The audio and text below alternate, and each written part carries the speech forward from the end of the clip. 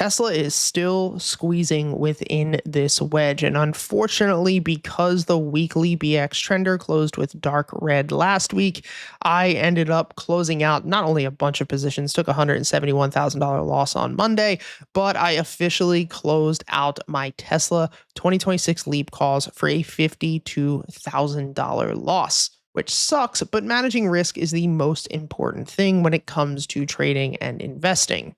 And relative to just the amount that we're up on Tesla in the past 3 years, it is microscopic compared to the profits. Now, I still think that there's a very good chance that Tesla is going to break out to $460 to $480 within the next maybe 6 to 12 months. And a lot of people have been asking that if I still think that that's the case, then why did I close my position? And the short answer is because I needed to stick to my strategy and stick to my system.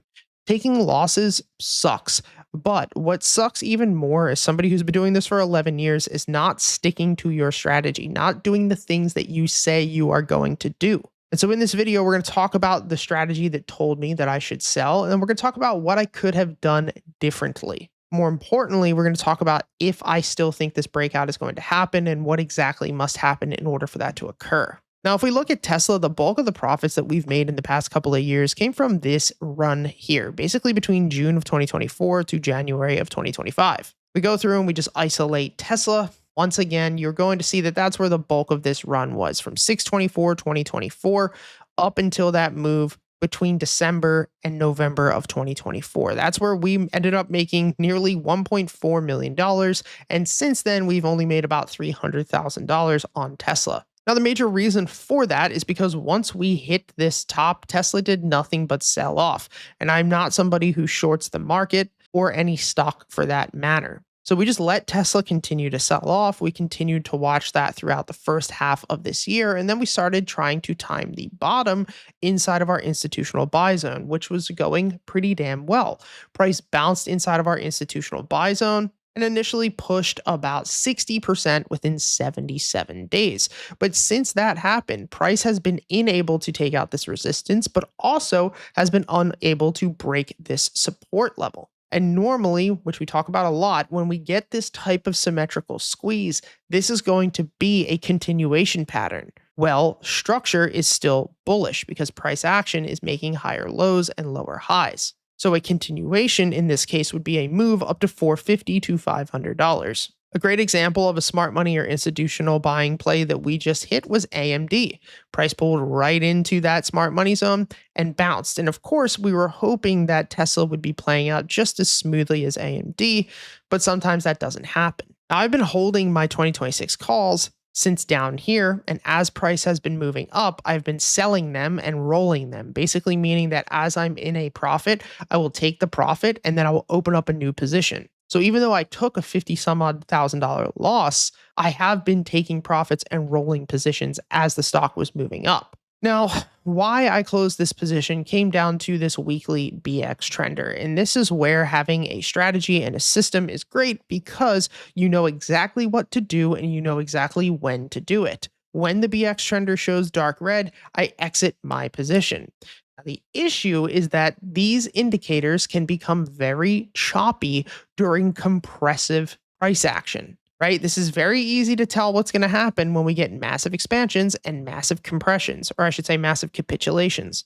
But when we get like sideways price action, such as what we saw back here, and sideways price action here, it tends to not give us as strong signals. And this is where I probably should have not stuck to just this strategy of the BX trender, but instead used price action as my reason to exit my position. Now let's go over what I mean by that. If we move into this daily chart, you're going to notice the squeeze much clearer that's currently happening. If we were to take a horizontal draw tool, you will see that if we mark all of these recent highs, we have yet to take any of these recent highs out. This means that we are not sweeping any type of resistance. Now, on top of that, we have also not taken out any of these recent lows. Price action has still closed above each one of these lows. Now, what I should have done looking back at this is that if I didn't want to just stick to the BX trender, I could have said to myself that I am going to take this recent low here. and I am going to set a stop loss at that level. Now, for me, when it comes to stop losses, I don't set a hard stop loss, meaning that I wouldn't put like an order in place and say that, if we tap 300, I'm out. Because what tends to happen is stop hunts occur, right? Institutions will purposefully drive a stock through the stop loss, tag everyone out, and then let it bounce. It's basically what's already happening here.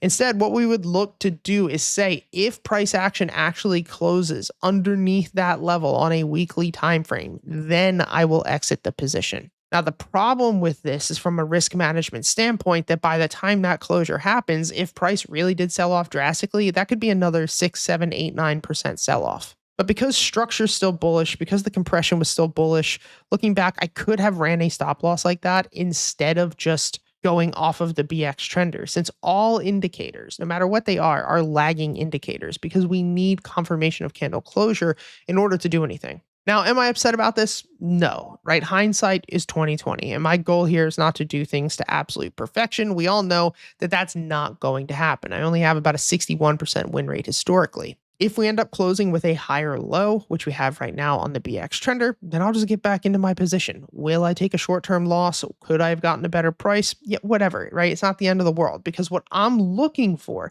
is this expansion to the upside. So if in 6 months Tesla's trading at $480, am I going to be mad that I had to buy back in at 320 when I could have held at 300? No. This game is not about being perfect. This game is not about showing the best that you have on X or Twitter.